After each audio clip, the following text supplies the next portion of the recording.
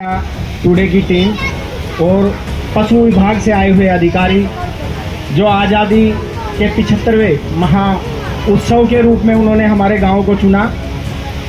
देखिए गांव के सभी मौजूद लोग उपस्थित हैं, छोटे बड़े बच्चे माता बहनें। आप इन लोगों के लिए मेरी तरफ से स्पेशल तालियां बजाना। ये पहला डिपार्टमेंट है जिसने बी प्रैक्टिकली ग्राउंड पे कुछ दिखाया है, वरना हमारी पंचायत को बने हुए 6 महीने आए हैं या बहुत से लोग आए हैं स्कीम लेके। हम उसमें अपना वन विभाग से हैं, हम अटल भूजल योजना से हैं, लेकिन मैडम मैं देख रहा हूँ कि वो लोग सिर्फ उन्होंने आया है, फोटो खिंचाए और अपनी खाना पूर्ति की और चले गए। इस चीज़ से हमारे ग्रामीण वाकई ही ऊब गए हैं बिल्कुल।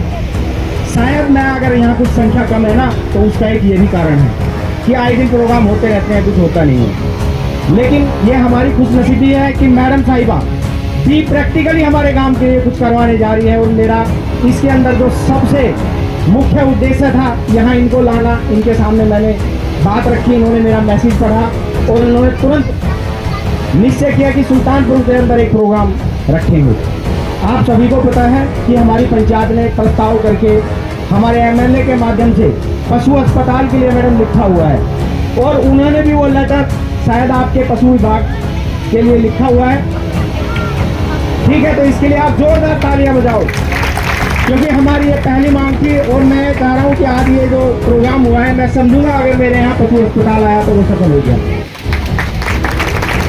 दूसरा जो हमारे बुजुर्ग इन्होंने जो बताया पानी की समस्या, मैडम अटल भू योजना के थ्रू जो हमारी पिछली पंचायत थी, गांव का 100% पानी एकत्रित करके और एक पौंड में छोड़ा हुआ है, जिसके अंदर बरसात का पानी भी जा रहा है और गांव का सारा गंदा पानी भी उसमें एकत्रित होता है। लेकिन मेरे गांव का जो भौगोलिक स्थिति है वो मैं कहूँगा बहुत ही अच्छी है। आप भी निकल के आए होंगे, ज़्यादातर गाँव ऊँचे पे बना हुआ है, कुछ आबादी है वो नीचे पे है, तो ये एक अच्छा है। कुछ तो अगर गांव का सहयोग हो, इसमें सफाई का तो कोई बड़ी बात नहीं है। बहुत मैं आज आपने मंच दिया है, मेरे गांव के लोग एकत्रित किए हैं, तो मेरे लिए मैं कह रहा हूँ ये ऑफर मिला है इनके सामने, इनको जागरूक करने के लिए। वाकई आज इन्होंने जो एक जागरूक मिशन रखा है ये कामयाब होगा। क्या कर रहे हैं हमारे कुछ पशुपालक हैं गाँव के अंदर मैडम कि उन्होंने पशु बांध रखे हैं, खरंजा है। आजकल लोग ना कच्ची मिट्टी में ना, आजकल एक मैट आ गया है, उसके ऊपर भैंस बांध दी। और खास तौर से इन दिनों में, जबकि हमें मैडम ने भी बताया, ये पशु अस्पताल वाले भी बताया कि इस समय सफाई की बहुत बड़ी आवश्यकता होती है। और हम लोग क्या कर रहे हैं, उस गोबर को बाहर निकाला और जो कह रहे हैं ना पीने का पानी, मैडम उस पीने के पानी से नालियों में बहा रहे हैं। मैं हाथ जोड़ के निवेदन करूंगा पूरे गाँव को, इस चीज को रोकिए प्लीज।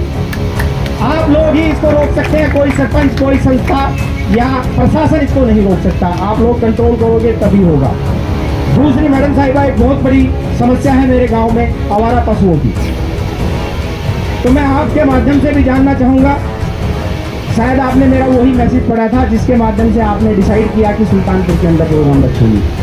मैंने उसके अंदर आग्रह किया था गाँव वालों को कि हमारे गाँव के अंदर जितने भी पशुपालक हैं, उनके जो पशु हैं उनका रजिस्ट्रेशन कराइए। उसमें मेरा कोई बहुत बड़ा लालच नहीं था, सिर्फ एक ये फिल्ट्रेशन करना, उनको निकालना कि कितने आवारा पशु हैं और कितने लोग अपने खुद की जो पाले हुए पशु हैं उनको बाहर छोड़ रहे हैं। गाय, और पीछे हमने 1 हफ्ते पहले प्रयास भी किया, उसमें निकल के आया कि 50% से ज़्यादा गाय हमारी जो हम खुद पाल रहे हैं उनको सुबह दूध निकाला और खोल दिया। ये बहुत बुरी बात है, उसको कंट्रोल कीजिए। वो कैसे कंट्रोल होगी, इस स्टेज के माध्यम से मैं बना रहा हूँ। मैडम ने भी बताया, आप अपने पशुओं का पंजीकरण कराइए। जिसकी जो गाय है, पशु है, अगर उसके कान के अंदर रजिस्ट्रेशन का जो टैग है वो लगा होगा, वो सभी को मालूम होगा कि ये गाय फलाने की है।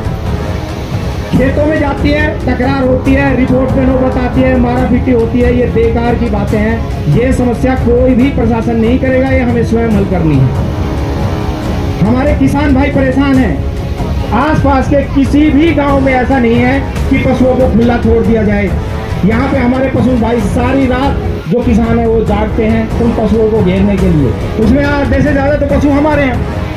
तो मैं इस स्टेज के माध्यम से ये कहना चाहता हूँ कि अपने पशुओं का रजिस्ट्रेशन कराइए ताकि हमें ये पता हो कि ये पालतू पशु है, ये आवारा पशु है।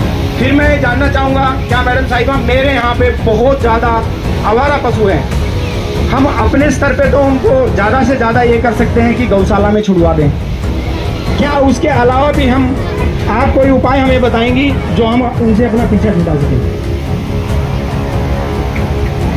बहुत बहुत धन्यवाद सरपंच साहब। ये जो बेसहारा पशु की बात कर रहे हैं सरपंच साहब, ये माननीय मुख्यमंत्री साहब, हमारे जो पशुपालन विभाग के मंत्री जी हैं श्री जेपी दलाल साहब और गौ सेवा आयोग, ये तीनों विभाग जो हैं ये इस पर पहले ही बहुत तवज्जो दे रहे हैं। इसके लिए मेरा विभाग क्या कर सकता है वो मैं आपको बताना चाहूँगी। जब आपके गांव के सारे पशुओं की टैगिंग हो जाए, उसके बाद जो बेसहारा पशु है, सबसे पहले बेसहारा को क्या चाहिए? एक सहारा। सहारे में क्या चाहिए? एक शेल्टर चाहिए और खाने को चारा चाहिए, दो ही चीज चाहिए। रोटी कपड़ा और मकान में उसको कपड़ा भी नहीं चाहिए, रोटी और मकान चाहिए, तो चारा चाहिए और शेल्टर चाहिए।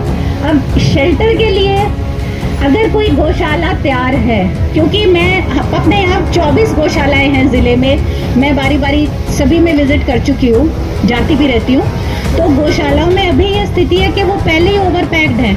लेकिन एक गौशाला जो मोड़ पे है, सुल्तानपुर मोड़ पे, अगर वो फरूख नगर जाते हुए गुड़गांव में फुआरा चौक पे जो गौशाला है उसी की ब्रांच है यहाँ, अगर वो रेडी हैं, गौशाला वाले पशुओं को लेने के लिए रेडी हैं, तो हमारा विभाग इसमें सहयोग, पूरा सहयोग करेगा। उसमें उन पशुओं को जब आप शिफ्ट करोगे, उसके बाद उनकी टैगिंग की जाएगी, उनका रिकॉर्ड बनाया जाएगा। पहली बात, उन पशुओं का टीकाकरण किया जाएगा। टीकाकरण के साथ उन पशुओं को पेट के कीड़ों की दवाई हमारा विभाग देगा, और साथ में दूसरे विभाग, क्योंकि लोकल बॉडीज के अंडर ये आता है, तो अपना जैसे ग्राम पंचायत है, अगर ग्राम पंचायत के पास, मुझे पता नहीं है कहीं कोई ज़मीन है और कोई इस तरह से पशु बाड़ा अगर हम बना सकते हैं किन्हीं गांव में या गांव के आसपास कहीं, वो मुझे हाँ, चारा जो है, बिल्कुल सही कह रहे हो। शुरुआती मैंने यही कहा कि शेड चाहिए और चारा चाहिए, तो वो दो व्यवस्था, ये जो काम है ना, ये किस तरह होते हैं? ये सरकारी, गैर सरकारी और सामाजिक, इसमें तीनों पार्टियों का सहयोग चाहिए। क्योंकि आज मैं कोई ऐसा वादा नहीं करके जाना चाहती जो मैं कल पूरा, मतलब अधूरा कर पाऊँ, उसको कंप्लीट ना कर पाऊँ। अधूरा वादा तो अभी भी हो जाएगा, लेकिन लास्ट तक जो पूरा 100% पूरा करने की बात कर रही हूँ मैं, तो उसमें मैं ये ज़रूर कर सकती हूँ कि सरपंच साहब के साथ डीसी साहब के पास जा सकती हूँ, निवेदन कर सकती हूँ, लिखित में दे सकती हूँ, लेकिन ज़मीन, शेड और चारा, ये आपको बताना पड़ेगा कि ये हम कहाँ से अरेंज करेंगे।